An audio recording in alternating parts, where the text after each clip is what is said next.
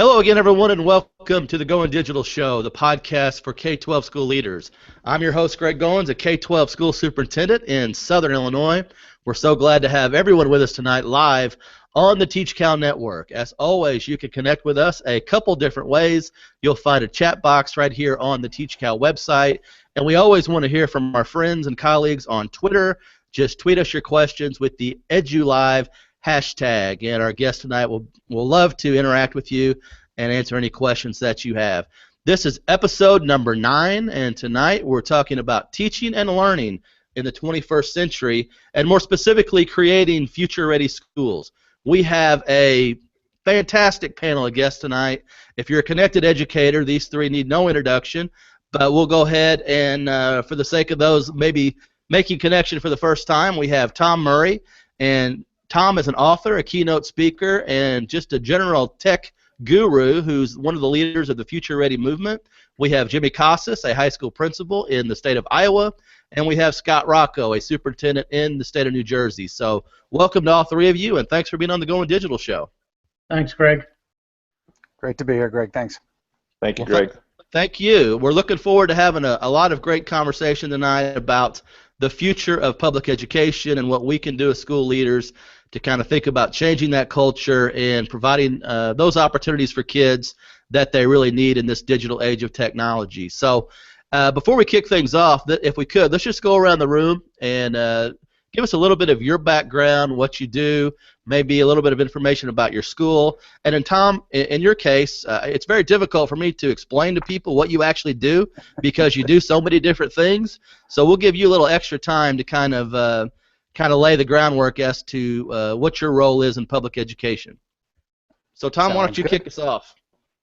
Great. Well, hello, everybody. Tom Murray here. I live in Pennsylvania and work out of Washington, D.C. So prior to my current role, I spent 14 years in a public school as a teacher, as a middle school principal, as an elementary principal, as a tech director for a number of years prior to moving to Washington, D.C. In my current role, as Greg mentioned, I'm one of the leaders of the Future Ready Schools movement nationwide in partnership with the White House, the U.S. Department of Education. I also work with the Senate and Congress on bipartisan issues related to education and work to really support you guys as teachers, as school leaders around the nation, having been there and having lived that world, and now working from a policy end with our Senate, with our Congress on educational policy, things such as data and privacy. A lot of talk recently, obviously, about No Child Left Behind and things like that. My job is to support you and knowing what it's like to run school buildings, knowing what it's like to have the world on your shoulders as educators, but ultimately really to support our kids. And so currently, we, through Futurity Schools, which we'll talk a lot about tonight, that's had the opportunity to really train about 2,300 school leaders in the past 7 or 8 months in relation to things like school culture and climate and leadership and transforming to really personalized learning for kids. So excited to be here tonight, Greg. All right, great. Scott, can you tell us about your role in New Jersey schools? Sure, Greg. So right now I'm a superintendent in a suburban school district, a K-12 district. We have 4 buildings, and we're in the transition of getting to future ready. We've been doing a lot of change and a lot of positive things. One of the biggest things that we've been doing over the last 2 years is transitioning to Google, and we've done a whole grassroots effort of Google training within our school district, making Google teams of topics, of having staff do the training in-house. Before I was a superintendent, I was an assistant superintendent in a very large school district in New Jersey. I was a elementary principal, middle school vice principal. I'm an adjunct professor. I teach for NJXL, and basically my whole concept is I'm trying to promote the positive use of social media and educational technology to advance education and teaching and learning for kids. All right, great. Jimmy, tell us about being a high school principal in the state of Iowa. Yeah, I'm currently in my 22nd year in school administration, my 14th year at Bettendorf High School. My community is right on the Iowa-Illinois border, so I live right on a kind of like a river town. There are 4 cities that make up the Quad Cities. Our school right now has approximately 1,550 high school students in grades 9 through 12. 4 years ago, we became a one-to-one school. One of the things that's pretty awesome about the state of Iowa is there's over 200 schools that are one-to-one in the state of Iowa. And I think we're pretty progressive in that arena, and very proud of that. We're iPads, so we've been doing that. One of the things we're very proud of is we had what we believe was a a really state-of-the-art professional development model we put out about 4 years ago called Mission Possible. And that began here with a couple of teachers and one of my school administrators who put that out and began to do that work. That's quite frankly, that's evolved recently into what we call our digital collaborative badges that we're doing right now. And so that's some pretty good work, but quite frankly, our mindset really right now is really on open access and providing the tools that are necessary not just for our students, but quite frankly for our. And even though we call ourselves one-to-one, we like to believe we're really about 3-to-1, if not 4-to-1 here these days in terms of what's available for students and staff in the classroom.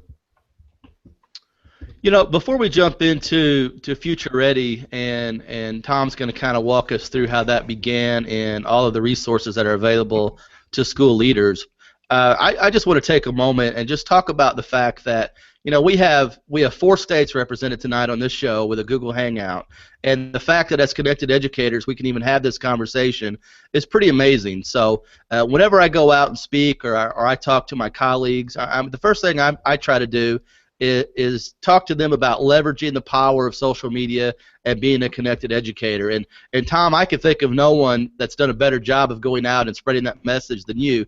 So if the three of you could just talk about the power of leveraging social media and being connected, I think that'd be a good way to kick things off.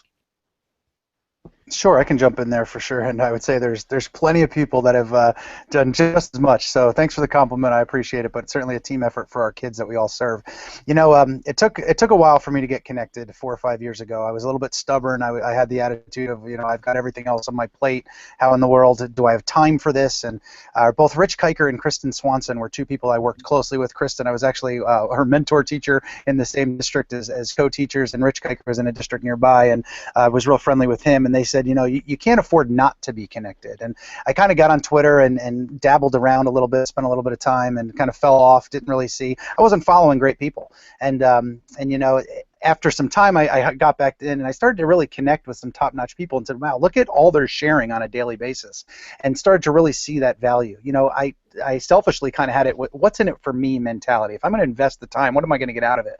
When I moved to be a tech director, I was the only one in my district. And so when it talks about growing professionally, there was nobody else that did what I did. So I started to be able to connect with, you know, Stephen Anderson, who was a tech director in North Carolina, and other tech directors around the country that had already implemented like a BYOD or one-to-one and things 5 years ago that I was looking to do, and really started to see, wow, the value in connecting with other people that are doing or have gone through things that I have ultimately benefit my kids. And that's what it came down to for me. So since that time, it's been really my go-to resource. What's nice is you know, Twitter for me has led to things like Voxer and other conversations. What I love most about it is it really comes down to relationships.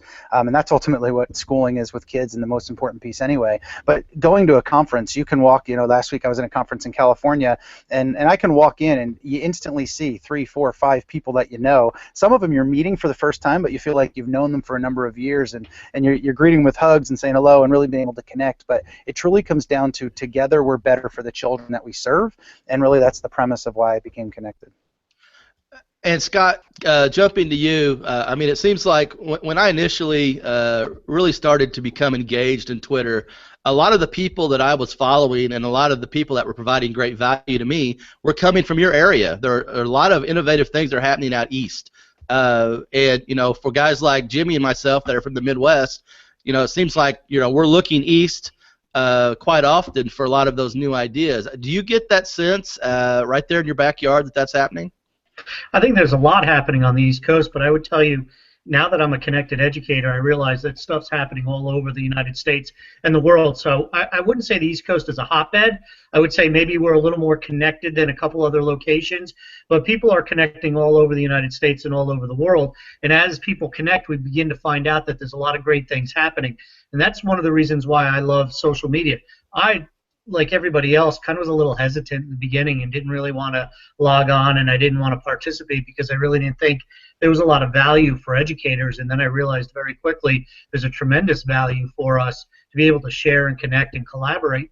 But yeah, there's a lot going on, but I think there's a lot going on everywhere. It's just a matter of who's putting what up and who you're connecting with and who's following you. But I would say this, as much as it seems like the East Coast, from your perspective, has a lot going on and you're looking to us, I think really what the byproduct is there's just still, even today, even though many of us have been on for 4 or 5 years, there's still a very small percentage of educators that actually are on social media. I don't know what the percentage is. I would love for some professor at a university to do a study to kind of figure that out. But I would tell you it's probably a very low percentage. And as more come on, I think we begin to see that this is catching on and it's happening everywhere, not just in one location. Jimmy, what are your thoughts on, I guess, the geographic nature of being connected? Do you feel like I do that a lot of the connections you've made are out east, or are we beginning to make more Midwestern or maybe even Western connections today?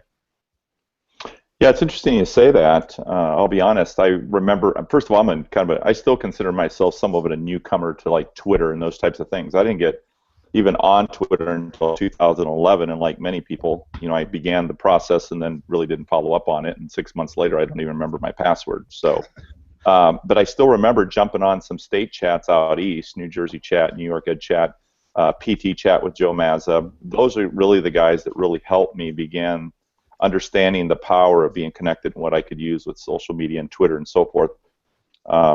Obviously to gain resources, to support our staff, to support student learning, all those types of things, but also, quite frankly, to help ourselves grow professionally, right? And we all know this, and we talk about it all the time, just how isolated our profession is. But I've always considered myself a connected educator, but even before social media came along, we were picking up the phone, we were going to conferences, and we were doing all those things. And I still believe the face-to-face, is still the best way to connect, right?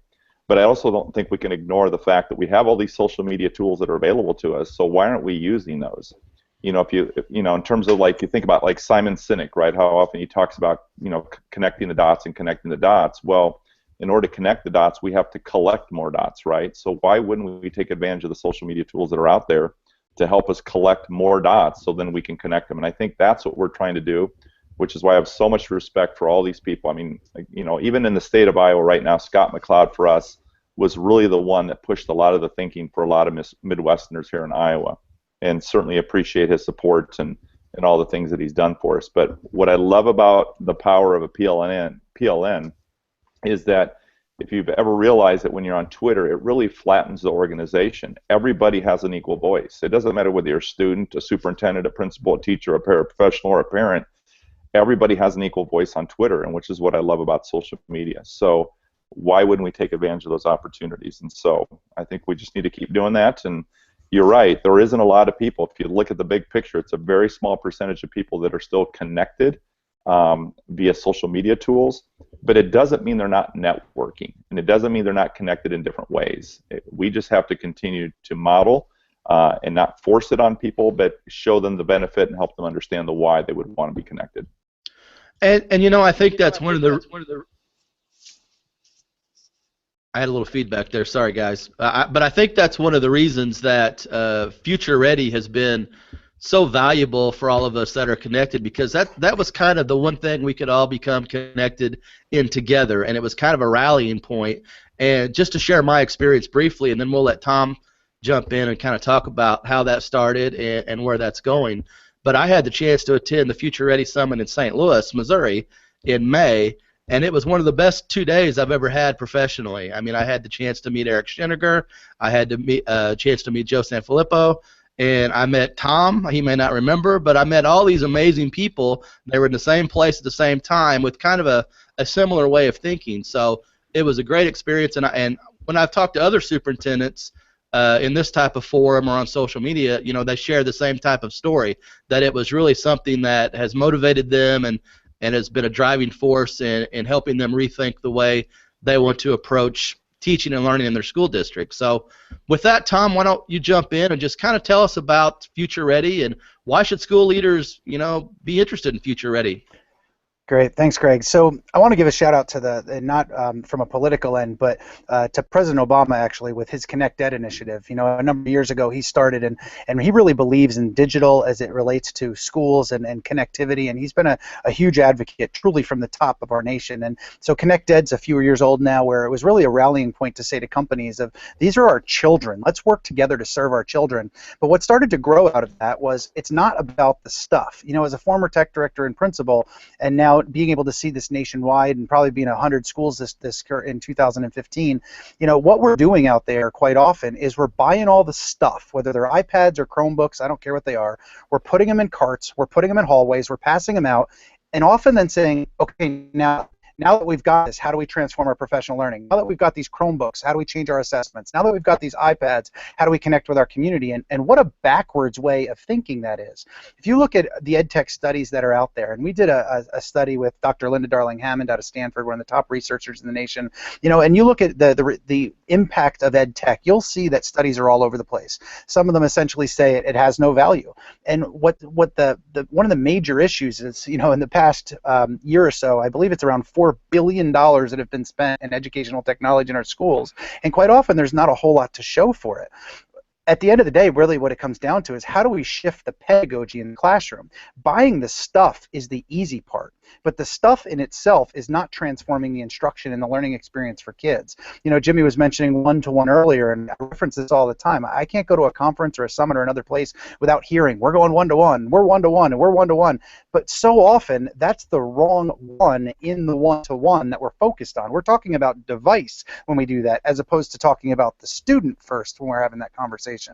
And so when we think through that, with all this technology stuff, it really comes down to how do we shift the needle? How do we kind of blow up the system and really even shift the needle moving forward to transform experiences for kids? Because simply the digital drill and kill, which is what we're seeing all over the place, where literally it used to be a worksheet on a desk and now it's a worksheet on a Chromebook, and we're expecting that to transform anything that we're doing. It's really just silly. And so there is a lot of ed tech that's out there, probably a few $1 billion worth, that's really not worth the money. I say that as the digital learning director for working federally and for the nation. But what it also shows is when we are using it well, it can transform, and those results can far exceed without the technology. So there was really a perfect storm here. We had most states adopting higher standards in some form or other. We also had price points on technology starting to come down. Technology, when you look at your budget, is really one of the areas where quite often it gets better and cheaper year over year. And where else can we say that in education? So we've had those, as well as the combination of the really a mindset shift and understanding we really need to personalize for kids and also for teachers, and we're starting to see that nationwide. So what happened, and I have to give another shout out to Richard Collada and his team at the U.S. Department of Education. About a year and a half ago, Richard and his team brought people to the White House and started to say, we've done this with ConnectEd, we've got all these resources out there. What, as superintendents and school leaders, do you need next to make this happen? And so they brought these superintendents and other leaders to the White House, and really what came out of that was the Future Ready District Pledge, a way for districts to take a stand and say, we believe in this stuff, and as a district, this is what we're going to work towards. Now, depending where you are in the continuum, there's been districts that could have met that pledge, a number of years back. It looks at things such as high-quality digital content. It looks at things, such as professional learning opportunities. Part of it, we're talking in the first section here about the social networking that we have and growing connections, but part of it's breaking down barriers between districts and working together collectively for the good of our children. To date, we've had almost 2,000 superintendents nationwide sign on to that pledge. To give you some perspective, there's about 16,000 superintendents in the nation, and that's a significant number in only a handful of months.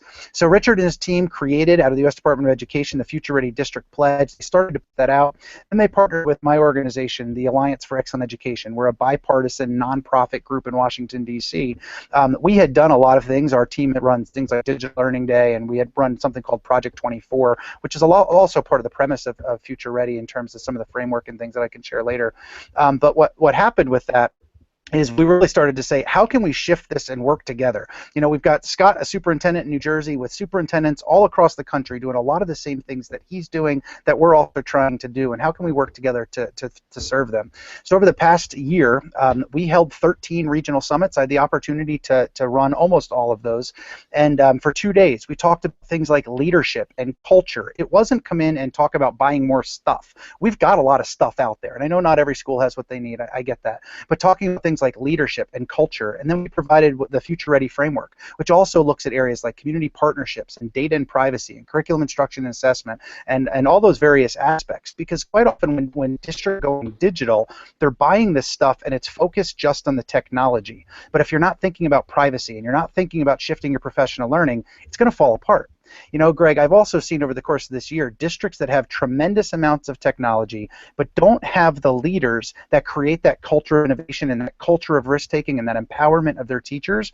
And really, nothing's really happening there. It's not worth the money. We're not seeing those results. I've also seen areas that have little technology. Maybe they're really rural, but they've got dynamic leaders and a dynamic culture, and they're really putting kids first, and they're doing amazingly innovative things.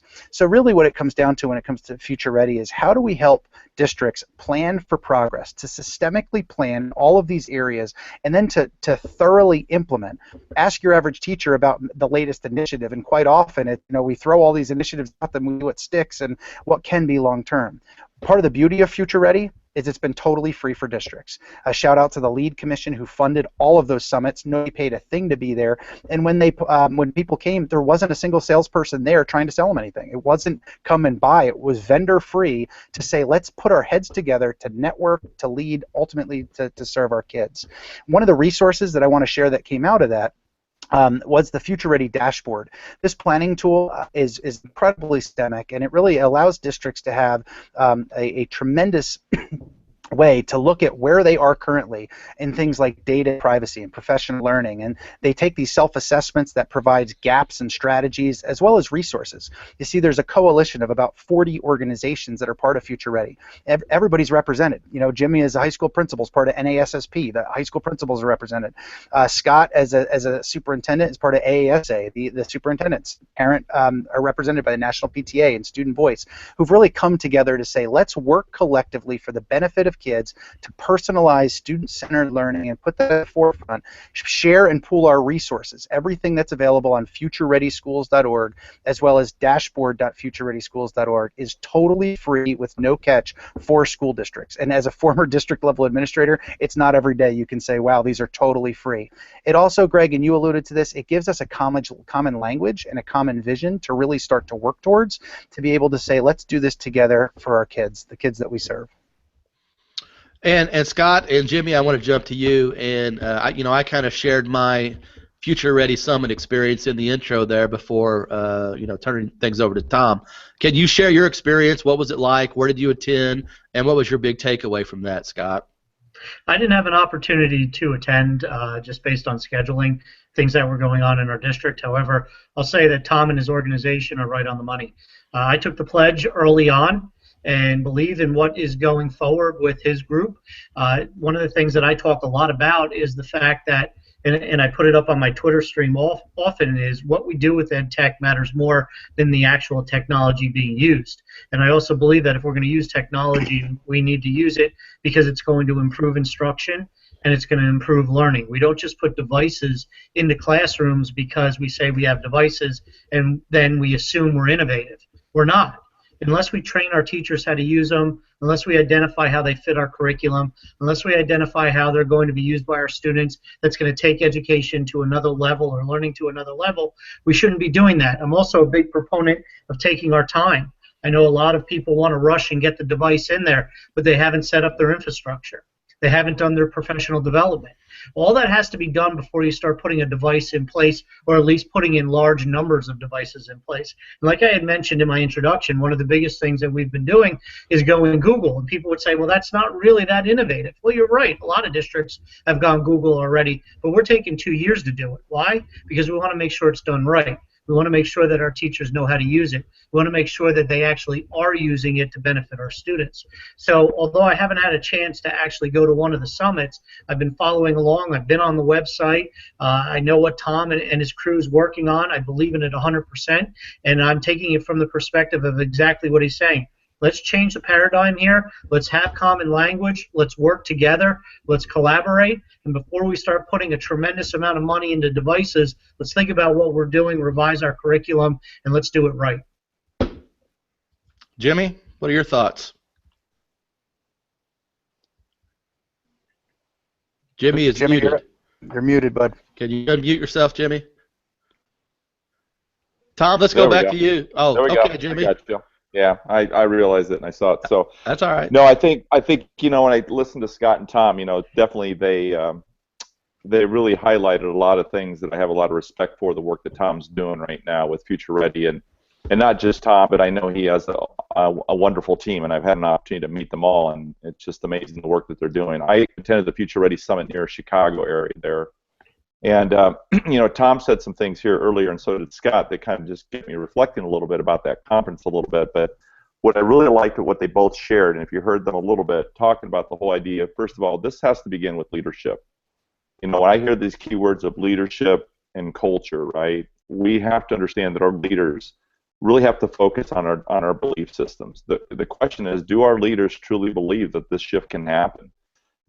We cannot build capacity. We cannot expect teachers to do these types of things if we ourselves as leaders aren't willing to model that. It's not like we can go to a workshop or go to a summit and say, oh, I just transformed my belief system, right?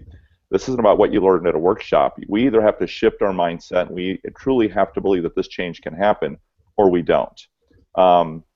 And when we talk about this, I really do think it's about building capacity, right? How do we inspire people to want to aspire to be greater than they already are, right? And so going to these conferences, and Tom's right, you don't see vendors. It's not about trying to sell you something. It wasn't about devices. It's really about right here in our head. And what are we doing to support our teachers, and what are we doing, quite frankly, to support student voice? You know, one of the things I see all the time, when schools that really bother me when we talk about open access, we have a tendency as leaders in our organizations right now to want to block things, to want to stop kids from getting on certain sites and so forth, those types of things. And my feeling is this is the time where they need to learn. We are teaching and learning institutions, and until we begin to trust our students and recognize that there are going to be moments where they screw it up. Why? Because they're 15 and 16-year-old kids and they're impulsive, and that's what they do. But how do we turn those opportunities into teachable moments for our kids? And why not let them mess it up when they're still under our guide and the care of adults? And when we trust our students, because the reality is this, it's not like they're not using these devices, and you know, whether they're sharing inappropriate things on devices or tools or whatever, whether it's Twitter or Snapchat or Facebook or whatever platform they're using, they're doing those things already. So we as an organization have a responsibility to continue to model, to teach digital citizenship, all these things that we know are important to our kids. I'm not sure what we're afraid of.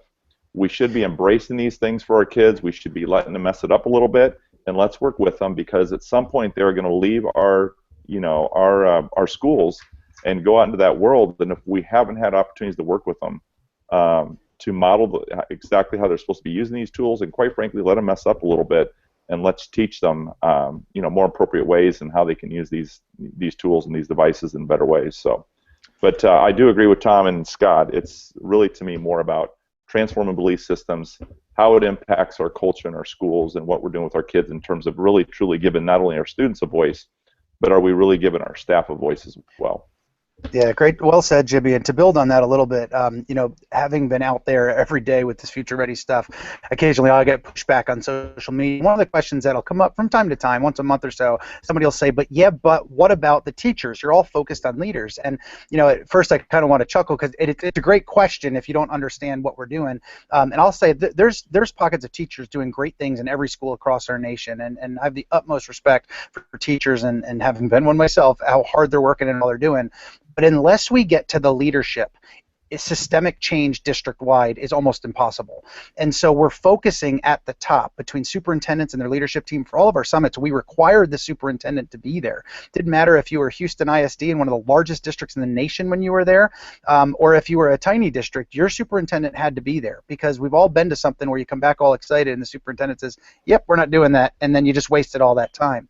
And so to get to Jimmy's other point there, part of that summit was all about how do we empower our teachers. Our teachers are our very best resource that we have in our districts. And so how do we create a culture of innovation to empower them? When we talked about professional learning, it wasn't the one-size-fits-all sit and get hours-based model of accountability that shows no impact on student achievement. It was, how do you personalize? EdCamp is one of our coalition partners. But as it relates to teacher, the NEA, the AFT, and Teach for America. When's the last time we saw all of them on the same page working to support our teachers. So it really is about teacher empowerment, and it's really about how do we create a leadership mindset of empowering our teachers to sometimes just get out of the way. And I know as a former principal, sometimes the best decisions I made were to get out of my way and let teachers run with things and really enable their capacity. And Jimmy mentioned building that mindset.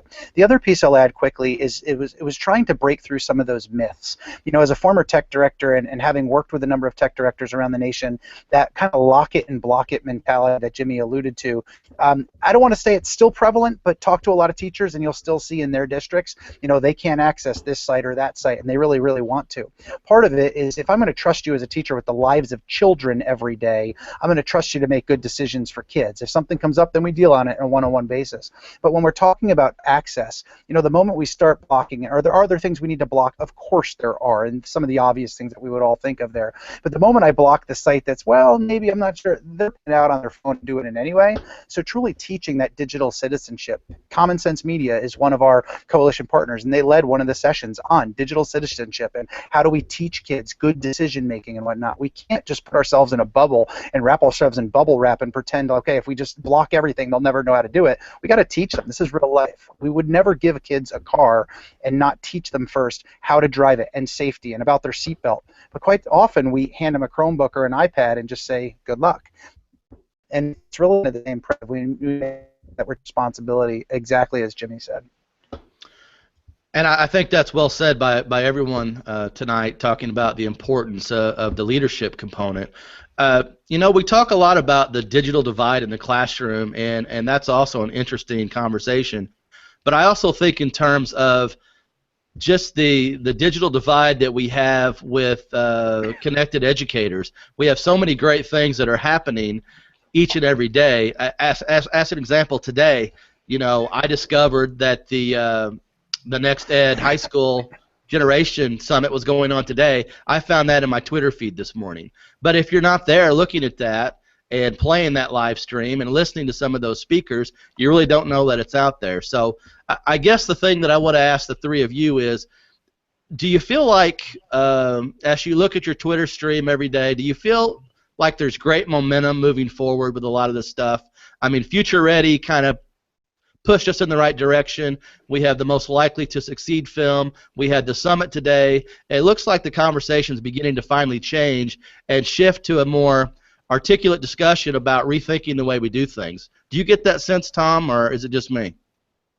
I absolutely do, and reason is I believe in people. You know, it's easy to get bogged down on the latest Facebook posts. I can scroll through my Facebook feed and see, like, you know, anti-homework, anti-Common Core, teachers this, teachers that, and it's just negative, negative, negative.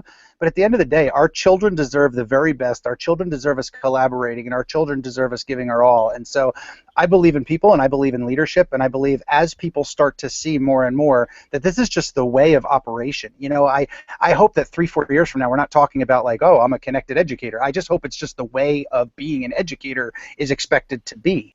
And so, you know, when we think about that, I absolutely believe it's becoming more of the norm. Like Scott said earlier, there's so many people that are unconnected. And, you know, like I referenced earlier, working with about 2,300 admin in the past 9 months, we would simply ask, how many of you are using social media? And, you know, a part of the crowd's hands would go up and many wouldn't. Part of the thing that we would share with things like that are really that every day, the great things that are happening in their school, how does their community know? And how are we sharing the great things? Because we are fighting that public education battle in the newspaper and in the news of just constant negativity. We've got so many positives every day in every school. How are we sharing them? And so I believe in people, and so yeah, I believe in the good of what we're doing, and I believe it'll eventually work itself out. You know, Greg, one of the things that, you know, we're talking about here is digital divide, and there's a huge digital divide among leadership. You know, if you look at the leaders across this country that are running our schools, we're talking about a small percentage of educators that are social media connected individuals. I would say the group of leaders is probably even smaller than that. And so what I've seen, though, is a very positive change happening at the association level. I can just talk about New Jersey in itself and some of the things I've heard from NASSP doing, NAESP doing, and some other things. But you know, these state organizations, and I was just recently at New Jersey Principals and Supervisors Association myself. Steve Santilli, Spike Cook, and Brad Curry all ran their digital lounge, their social media lounge for 2 days of the conference. And what those associations are doing is they see the power of social media, and they're putting people who are connected educators in there to model it and to help people to connect and to show them the power of that. And the only way that we're going to actually get more administrators on, more leaders on, is simply by modeling it, going to our professional organizations, conferences, explaining to people and showing people what can be done. That way, then we'll get leadership that not only is connected, but will also begin the process of moving forward technologically in the classrooms and with their teachers. And as Thomas said, you need that to move forward for teachers to be able to do things in the classroom that are innovative. But more importantly, you need it because teachers are afraid to move forward if their leadership is not forward thinking. So why would a teacher move forward if their administration isn't involved in ed tech or isn't supporting it? They're not going to do it. So then it stagnates in the building. Have as many devices as you want. It doesn't matter at that point. And Jimmy, you talked in your intro about the fact that you're one-to-one and you're using iPads, and you're a pretty large high school. So I would guess in terms of leadership, I mean, there were some challenges along the way, some bumps in the road. What are some lessons learned in trying to put that together? And how long have you been doing it, and what are some of the takeaways? Greg, you broke out there just a little bit, so I just missed that last part. I heard you say you're a one-to-one school. You opened up in your intro. You shared that. You wanted some lessons from going to one-to-one? Is that what you were asking? Yeah, from a leadership standpoint, what are some lessons learned in going through that process? Well, a couple things. I think, again, is, when we look at our staff, I kind of look at our staff like a classroom, right? And that everybody's in a different place. So we really have to figure out how are we going to differentiate for our staff, no different than we would expect it for our teachers to differentiate for our students. So again, it's that modeling piece again. And so I think one of the biggest takeaways for us is, in hindsight, looking back on it, we did spend a lot of time in professional development before we ever handed the device to the students. The teachers had a device. We spent a year in professional development, which I still think, and looking back on it, was really the right way to go. It allowed us to move quicker, but I'll be really honest with it. For us, it was more about building capacity. It was our teachers, honestly, that were leading this more than it was our administrators. We might have provided the resources, we might have supported it, we might have modeled it, but it was really, truly our teachers who were really open to having, what I would say, that shift came a lot quicker. So whether we were looking at things like ed camps, the way we're running our professional development, the way our teachers were running our professional development, we were doing a lot of train-the-trainer type model staff PD that was going on in our school. But what I really liked about it is, even though we had pockets right away going on in our school, I love the way that they would be willing to share and learn from one another. The one thing I'll say that in hindsight, when we look back on it, we didn't do a lot where we were really expecting or pressuring our teachers to use what I would call digital tools. The reality of it is, Greg, I have excellent teachers in my building right now that do great things with kids, have great classroom climate, have great results from kids, and are barely utilizing technology at all, right? So it isn't my role to go in there and force these tools on them, but yet slowly I can still see the evolution happening, is because it is other teachers, it is instructional coaches, it is members of their department that are really just modeling this, and they're seeing this. We have all sorts of collaborative opportunities for our teachers to get into watch instructional practices, to watch each other teach and so forth. So I don't think it really needs to be driven by administration. We have to support it, we have to be open to it, we have to have part of the discussion, we have to be present, we have to be modeling it all the time. But I'm not sure we should ever be forcing it on teachers, especially good teachers, right, and our best teachers. Our best teachers will get there on their own if we do things right, I think. And so, I want to kind of go back. You mentioned something about this idea of the Twitter stream and how that works. And it's really interesting because I think right now, Greg, one of the biggest changes and opportunities I see is where I think we lack as leaders is that if you think about it, you think about our state organizations and you think about our national organizations. For me, it's SAI, School Administrators of Iowa, or it's NASSP. Before all the digital tools came along, we would go to a conference once a year, meet up, we would leave, and that would be pretty much it unless we took the initiative to pick up the phone and call somebody or do a site visit. this is a great opportunity right now for our state organizations and our national organizations really to come together to model a different type of professional learning for our teachers, and that is how are we modeling the collaborative opportunities that are available to us. And I think that's the part that bothers me a little bit, because I don't see our leaders taking advantage. I can't tell you how many places I go to, I ask them, like, raise your hand here if you're a member of NASSP. I barely ever get a handful of people in the room, and that, honestly, that just saddens me. How would we not want to support our national organization? But for whatever reason, they have not found value in it. They have not had the opportunity for whatever reason. Perhaps it's financially, perhaps it's superintendents, maybe it's their school board. I don't know what the reason is, but for whatever reason, they have not taken advantage of that. And I think that's where we're trying to make a greater movement, is in our state and national organizations. Because the truth of the matter is this: who is helping us get better, right? We all have some responsibility in that, to make sure that we are taking responsibility for our own professional development.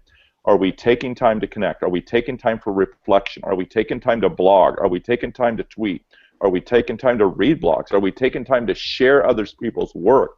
Not just take and take and take, but what are we giving back to the profession? What are we giving back to other educators?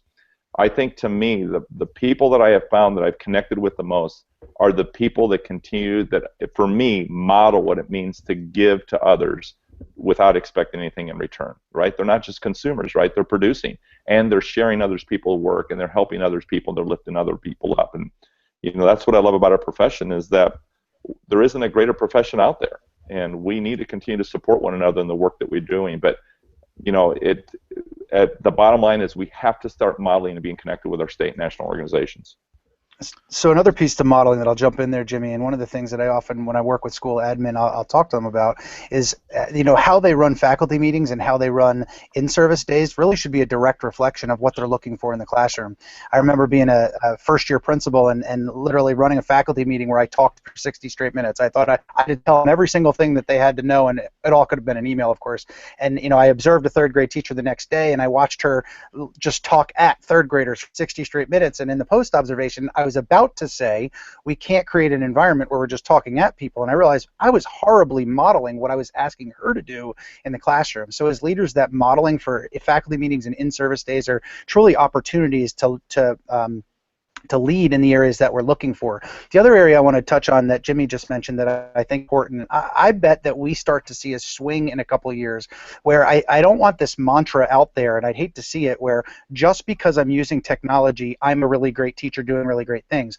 Building off of what Jimmy said, you know, 20 years ago, before we had any technology in classrooms for the most part, there was a lot of great high-quality teaching and learning, rigorous things going on, and without a single device. You know, we have a mantra now where I'm starting to see a little bit is, I think if we think, if I walk into a classroom and it's got 30 Chromebooks or 30 iPads and all kids are on it and doing their thing, that's high quality learning. And, you know, it reminds me of an engagement story from when my very first year teaching. I had a great principal who really pushed me on focus on the learning, not on the device. You see, at the end of my first year, I was actually one-to-one Palm pilots. Every kid in my class had a Palm pilot. We were the district pilot, believe it or not. And he came in to observe a lesson, and for 45 minutes, every kid did exactly what I asked them to do on the Palm pilot. They were beaming things back and forth. We were doing a spelling lesson, so kid would write the word, they would beam it over to the other. Every single kid was fully engaged in everything I asked them to do.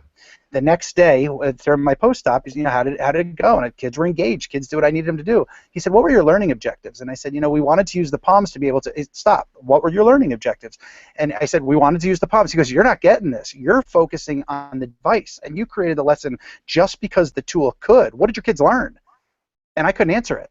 And so the kids were engaged by an engagement standpoint, but it was very low-level engagement. So part of what I think our leaders are struggling with today is when you walk into a classroom and kids are doing things digitally, how do we know that it's rigorous and high quality? Just because the kids are on the device and all 30 kids are engaged, are they learning what they're supposed to be learning at the highest level possible? And it gets to what does impact with ed tech. And if you look at Webb's depth of knowledge or Bloom's taxonomy, it's still getting to the higher levels. And Linda Darling-Hammond's report really verified that when she looked at all the studies that were out there. It's the ability to explore, the ability to create, the ability to design.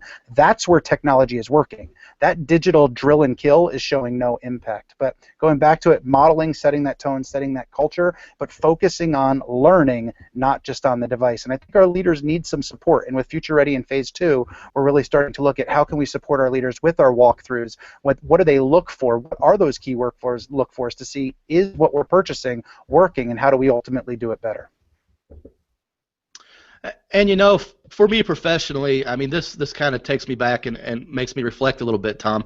It wasn't too long ago in my district that we took a step back, we took a deep breath, and we began to pat each other on the back because we had a smart board in every classroom.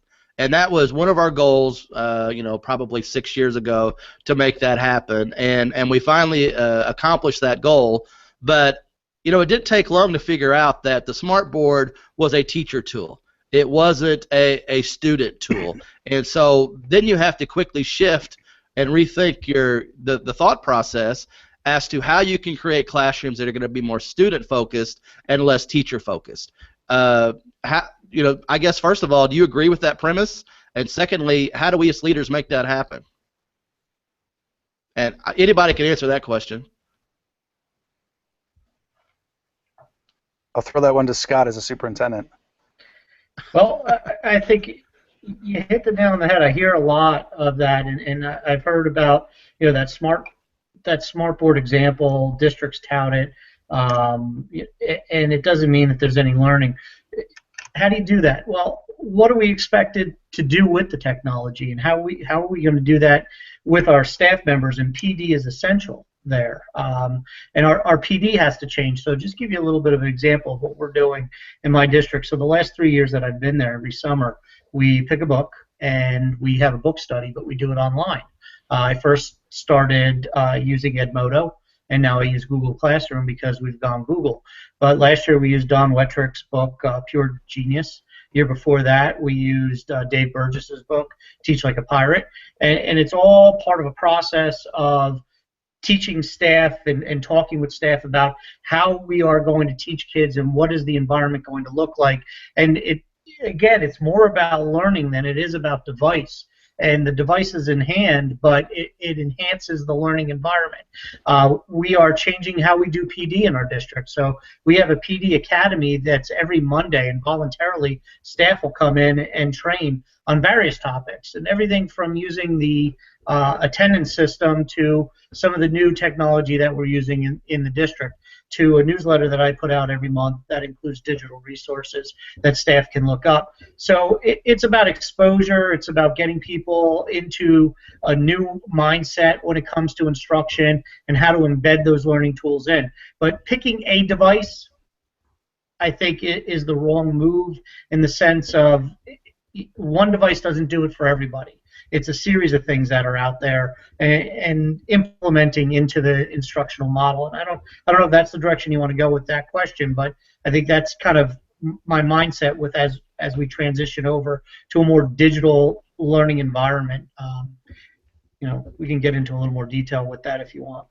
To throw that out there, Scott and Jimmy, you guys have both mentioned the word learning environment, and that's an area that we're adding to the Future Ready framework in the next couple of weeks. Is we currently have the use of time and how do we use time differently, but we're going to be moving it to the use of space and time, because what I've also seen a lot nationwide is we've got these digital tools. We're talking about the right things, collaboration, and where we want people to be able to create together, and then we walk in classroom and it's desks and rows, students facing forward, teaching standing in front, and now we've got worksheets and the Chromebook on the desk, and we think we're doing this marvelous job that's completely different. I've kind of coined that the cemetery effect, because if you look at it, quite often our classrooms look a lot like cemeteries, where they're all equidistant facing in a teacher-centric environment. So, Greg, to go back to your question, I think we absolutely need to get away from that. We need to be more personalized. When we talk about professional learning, we as admin have been telling teachers for years that we've got to differentiate. You got to meet kids where they are. And then when we talk about professional learning, quite often it's the sit and get one size fits all, and we do the exact opposite to the staff. But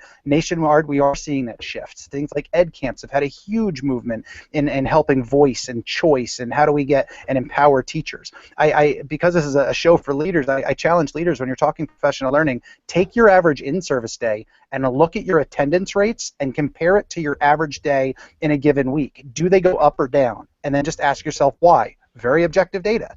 And if your attendance rates dip, and I've seen that quite often in districts, on those days, you have to ask yourself, what is it that we're doing that teachers are not seeing value in, and how do we troubleshoot that, and how do we empower them to do that a little bit differently and better? But the spaces piece, I think, is really, really important, and how are the learning spaces flexible? How are we taking a look at spaces like things on buses? A good friend of mine, Daryl Adams, the superintendent out in Coachella Valley, put the Wi-Fi on the buses, and not just that, he then took those buses and then parked them in their community overnight to have Wi-Fi access. You mentioned the connectivity gap earlier in relation to superintendents, but in sheer connectivity being coined the homework gap by the FCC coming up. That's some innovation, but that's a superintendent leading, where it's a learning space that we never would have thought of 5 years ago, sitting outside of a bus, at 10 o'clock at night so I can get Wi-Fi and connectivity. But thinking about the learning spaces themselves is really an important aspect of all of this when we talk about changing the system. If we think we've changed the system, we walk in, it's desks in a row, students facing forward, teacher-centric environment, man, are we fooling ourselves?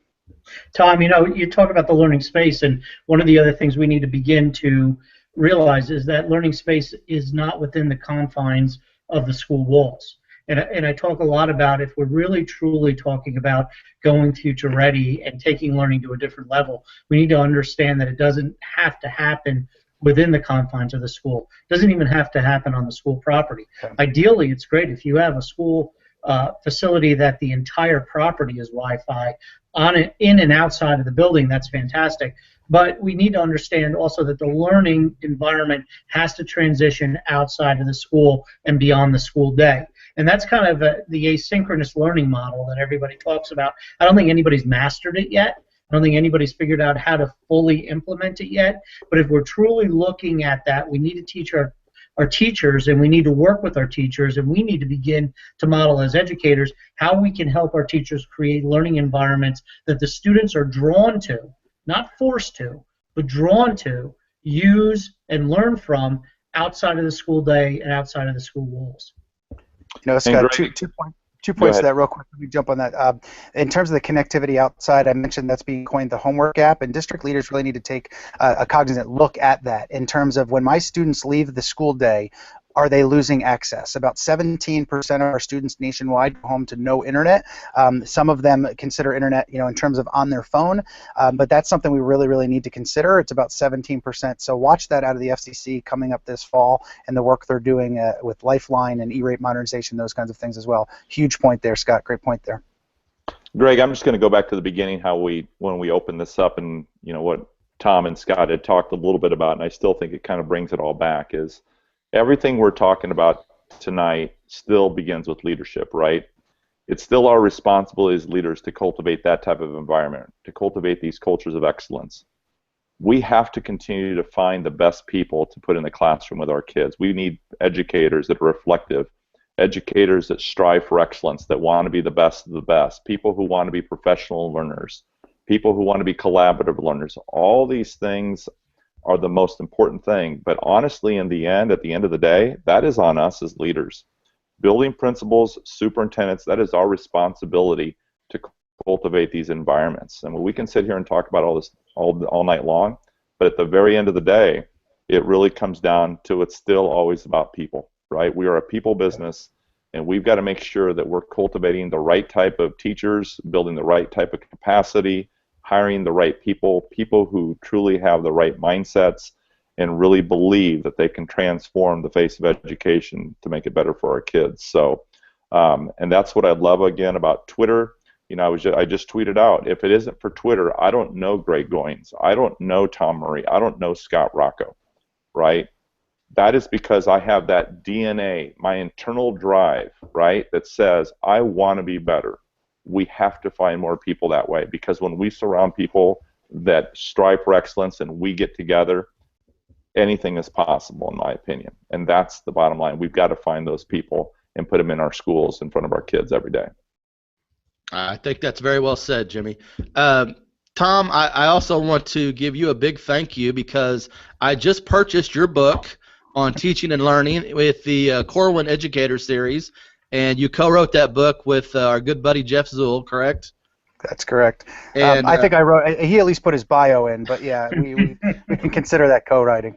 And I love the series of books from Corwin. I mean, they're easy to read and they're very timely, and it's a practical application that school leaders can sit down and actually incorporate in our school districts. But I found myself reading, the section on digital badging over and over and over, and that continues to fascinate me. And that's something that I think as school leaders we don't spend enough time talking about, this internal application of professional development in which we have goals set forth, and it's professional and personal learning, but then there's a reward also for what they're doing. Can you talk just a little bit about that?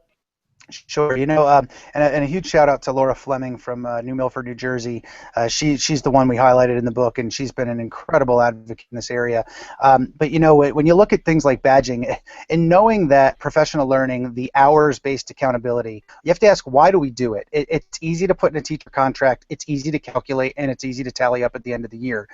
But it doesn't get us anywhere, and research shows it doesn't do anything for us. So when you look at badging, it's a different way to say, why is it that we put in the same workshop that 30-year master teacher who's just crushing it and doing an amazing job that could probably teach the workshop, and then the first-year, first-day teacher in the same workshop? Why is that the system? There's no common sense to so much of the things we do. We do it because it's easier, it's easy to calculate, and is that what our kids deserve? My little girl, she went to kindergarten this year, and it's funny, I opened the school year probably 6-7 times as a principal, no tears, was all pumped up. I put my own little 5-year-old on a bus, and I got tears flowing that day. And you look at it from the eyes of a parent, and what is it that you want from every teacher for your own child? Going back to what Jimmy said, he's talking about the going back to the adults. For me, it comes down to one word, and that's relationships. And what do I want for my own little girl? I want her teachers to have relationships with kids, that the kids know that they're loved and cared about every day. When we're talking about things like professional learning, I want that mindset of the teachers to be, I want to be better tomorrow for the kids than I was today, just so I can be better tomorrow. Not because a district contract tells me I've got to go to something, but because it's the right thing to do for children. So it really comes down to a kids first mindset. And so if we're talking about things like digital badging, how is this going to benefit kids? And so to challenge the leaders, when you come down at the end of the day, making sure that every conversation we have, how does this impact learning? Most importantly, how does this impact kids? And how are kids at the heart of our decision making? And how are we building relationships to foster that type of environment? Because really that's what matters most. And if you're a school leader out there listening tonight, that book is a great resource. And anything by Tom or Jeff Zuhl or Laura Fleming, those are things that you have to get your hands on. Connect with all these folks, all of our guests tonight, on Twitter. The hour seems to go very fast, so as we close tonight, let's just kind of go around the horn one more time, and you can go ahead and make a closing statement, and maybe tell us where we can find you on social media if you have any projects that you want to share with the group. And we'll start with Jimmy. Yeah, you can find me on Twitter at Casas_Jimmy. I do blog on a monthly basis. You can find that at jimmycasas.com. But I think Tom said it there, and one of the things that we always look at in terms of as leaders is how are we living our daily lives every day we walk into the school. And so for us, our mantra is are we modeling every day what it means to lead with a sense of passion, with a sense of purpose, and with a sense of pride. And we really believe that we're a students first culture, right? And how do we shift cultures from a teacher-centered culture to a student-centered culture? And I will say this, any of these individuals, including most of the people that I've come to know on Twitter, are all here to support one another. So if there's anything that we can ever do for you, please do not hesitate to reach out, because I think you'll find that the people on social media are some of the most giving people that you'll ever meet. Absolutely. Scott? Well, you can find me on Twitter at scottrrocco.com, or at scottrrocco. Sorry. You can also find me at evolvingeducators.wordpress.com. That's where I blog. Not consistently, but I do blog over there. And then I have a PD company called Evolving Educators with Brad Curry and Billy Krakauer. And May 21st, 2016, we are running our second annual Tomorrow's Classrooms Today at Rider University. We have Will Richardson as the keynote, and we have over 50 presentations by educators who are doing current modern-day educational practices that are going to show educators how they can implement technology, hands-on learning, maker spaces, you name it, we'll have it there. If you want to attend, go to evolvingeducators.com and click on the Tomorrow's Classrooms Today conference tab, and we are open for people who want to sign up and attend. Very good. And Tom? Great. I'll throw a resource out because Jimmy's too humble to do it, but you mentioned books earlier. The book Jimmy wrote with Jeff Zoll and Todd Whitaker on what connected educators do differently is fabulous, an incredible resource. Even as somebody that's relatively connected, I learned a lot from it. And so I would encourage anybody that's listening to make sure that they read that, get that in the hands of your staff members and not. From a Future Ready end, I encourage you, if you're a superintendent listening and you haven't signed the Future Ready Pledge, go on and take a look. FutureReadySchools.org/pledge will take you directly there and take a look at those core principles from the pledge and working your school district for that. And we're right around the 2,000 mark. We'll be having a Phase 2 kickoff with Secretary Duncan and some others in the very near future talking about how else can we support totally for free school leaders. And there's lots of ongoing opportunities such as conference connections. I've been working with about 16 conferences to date that will have Future Ready Schools alignments and sessions and those types of things for ongoing professional learning for our school leaders. In terms of a closing remark, to me it always comes down to kids first. And I know it's easy to say, and that's the heart and soul of why we educators get into the business, but make sure that every day your kids know that you love and care about them. Make sure that your heart and soul is to truly love and care about kids, and that is the undermine, that is the foundation for every child. I know it's what I want for my own child, and as school leaders we need to make decisions in that light. What would we want for our own children going forward? How would we want to talk to our own children if I'm a principal? And how would we want to lead for our own children? Because at the end of the day, they are all of our kids. And so we need to be able to make sure that they know that we love and care about them, and we'll do whatever it takes to make them be successful. So futurereadyschools.org and dashboard.futurereadyschools.org for free resources. And superintendents, come on in and join the crowd. And if you go to my website, drgreggoins.com, you'll find a link to buy all the books from our Goin Digital guest, and Tom's book and Jimmy's book, which I echo Tom's statement. That's one of my favorite books, and I think a lot of Jeff Zoll and the people that are involved in those type of projects. So, but those are must-read books. You need to put that in your professional library for sure. So, as we close tonight, thanks so much for being here tonight, for watching the show. This is our last show of 2015. We will be back in 2016.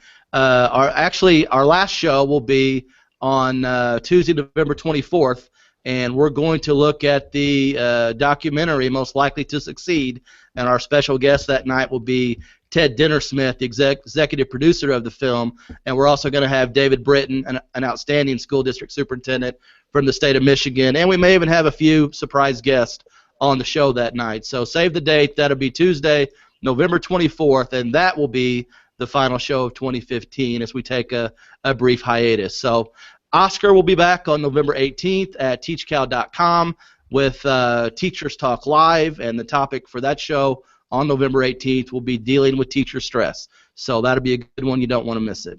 So for everyone here, our guest, for Oscar back in the studio, thank you so much for watching the Goin Digital Show, and have a great night, everyone. Thanks, guys. Good night. Thanks, Greg. Thank you, Greg.